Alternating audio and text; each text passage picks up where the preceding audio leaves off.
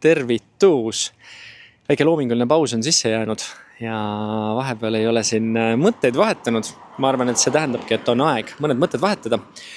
Ja need, kes on küsinud, et kuidas siinpool läheb, siis siinpool on päris huvitavalt läinud, et tekkinud on väikene elurutiin või elurütm või selline 3. kuu jookseb. Selline mingisugune toimimise mudel ja stabiilsus, mis on ülimalt hea. Eelmine nädal oli 2 maavärinat meil siin. Mul elukaaslane tundis mõlemat. Mina esimese ajal olin külma duši all, ei tundnud.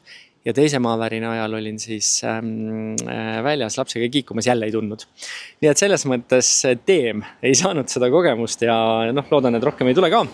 Aga siin ikkagi vahepeal need maavärinad käivad ja kollitavad. Nii et sellised huvitavad katsumused vahepeal. Nüüd, mis mulle väga meeldib? Mulle väga meeldib, et tekkinud on mingisugune elustabiilsus ja 3. kuuga on mingid asjad paika loksunud, mis võib-olla ei ole veel paika loksunud ja mida ma võib-olla natukene ülehindasin siia tulles, on minu võime luua suhteid võõras riigis mitte kedagi tundmata. Nii et minu tööalased, mu töö on siis aidata ettevõtteid nende müügiprotsesside, müügiandmete kasutamisega, müügimeeskondade aitamisega, ettevõtte kasvamisega kuni väga keerukate tarkvaralahenduste loomiseni välja.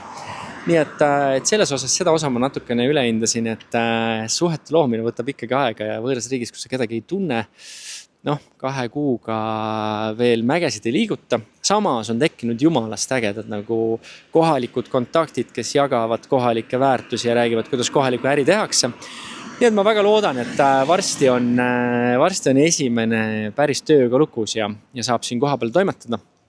Nüüd mul suurepäraselt nagu hea meel selle üle, et ma olen inspireerinud oma videotega 2 inimest, kes otsivad siia elukohta ja 2 inimest, kes on loonud siia ettevõtted ja palunud õigeid kontakte. Et mingid head ja pidavad kontaktid on siia tekkinud ja neid olen rõõmuga valmis jagama. Nii et kes mõtleb Küprose peale kui võimaliku asukohana, kas siis talvituma tulla või investeeringukorterit osta või kes tahab siin ettevõtluse poolt uurima hakata, siis ma kindlasti saan kontaktidega aidata.